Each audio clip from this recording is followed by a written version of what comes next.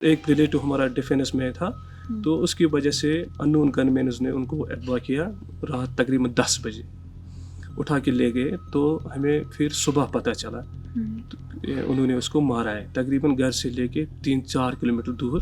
جو میرے پاپا تھے اس کی ڈیتھ ہوئی 1998 میں. پھر اس کے بعد میری مما نے گھر چلایا. اگر وہ نہیں ہوتا تو مجھے لگا آج میری زندگی کئی اور ہوتی. آج میں مطلب لوڈ لیتا اپنے گھر کا. میں نے اپنے پاپا کو دیکھا بھی نہیں ہے. تو یہ میرے حساب سے میری خیال سے یہ بہت بڑی قربانی ہے. بالکل. السلام علیکم and welcome back. You watching Kashmir infiltrated and this is your host Malik فضا.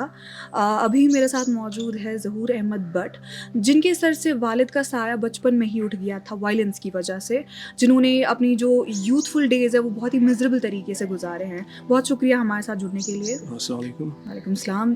سب سے پہلے تو آپ سے میں جاننا چاہوں گی کہ آپ کی فیملی میں کون کون ہے؟ جی میری فیملی میں مجھے 2 بھائی ہیں ہم اور 5 سسٹر ہیں. تو مما تھی اس کی ڈیتھ ہوئی تھی 2017 میں.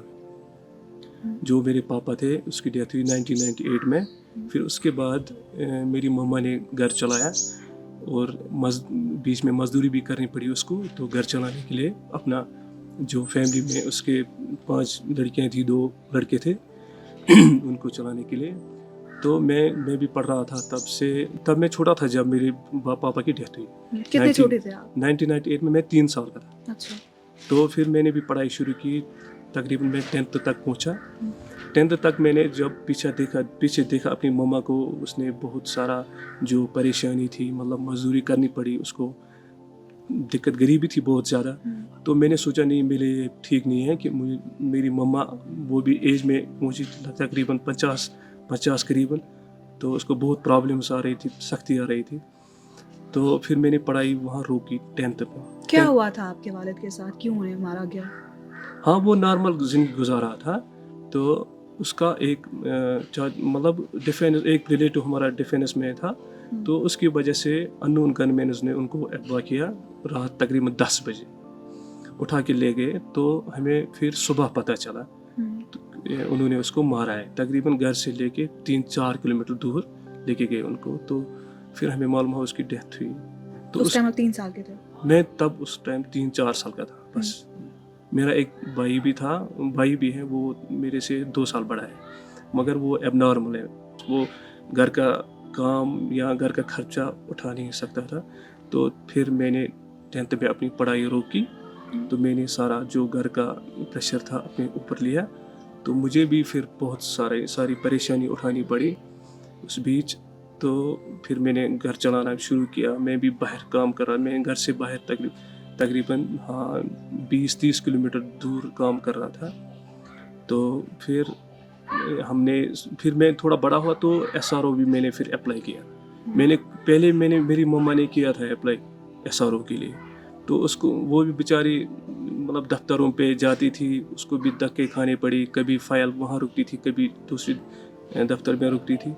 تو پھر 2017 میں نے خود جا کے دفتروں پہ گیا. تو میں نے اپنی فائل DC آفس تک پہنچائی.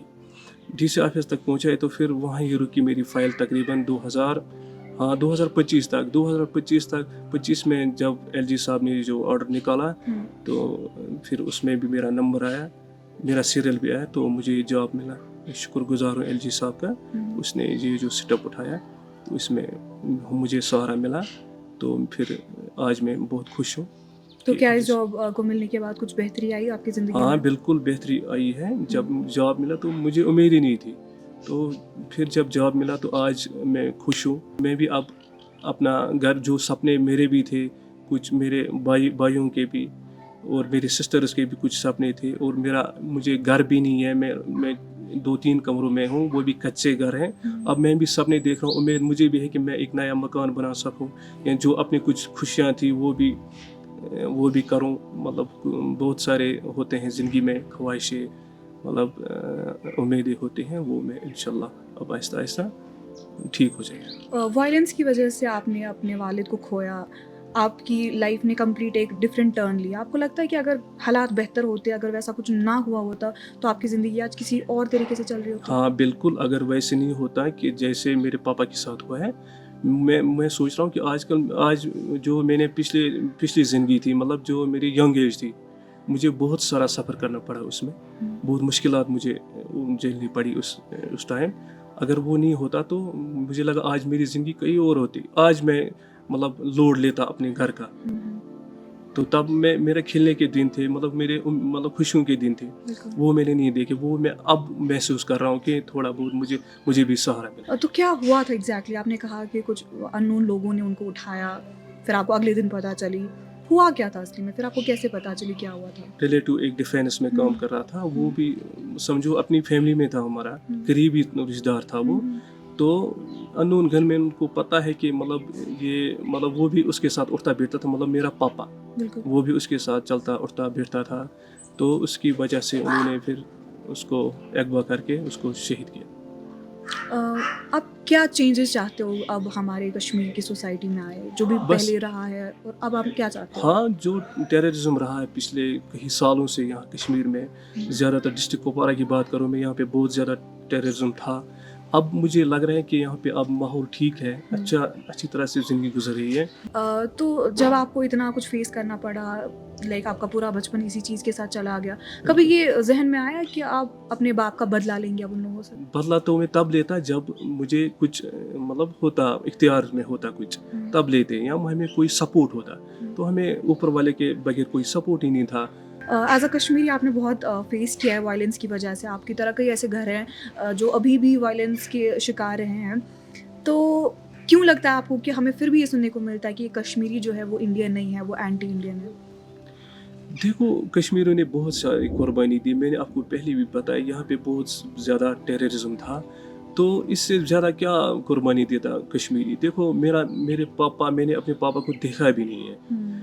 تو یہ میرے حساب سے، میرے خیال سے یہ بہت بڑی قربانی ہے. دیکھو، میں اپنے باپ کے بغیر زندگی گزارا ہے، میں نے گزار بھی رہا ہوں. یہ میں فیل کر رہا ہوں کہ پاپا کے بغیر زندگی کیسی ہوتی ہے.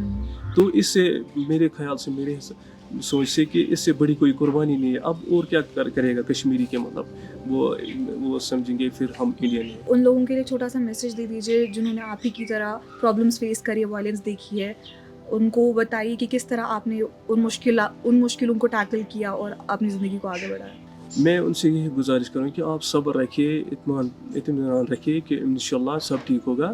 انشاءاللہ ان کے جو مطلب کیسز ہیں، پینڈنگ کیسز ہیں، وہ انشاءاللہ اٹھائے جائیں گے.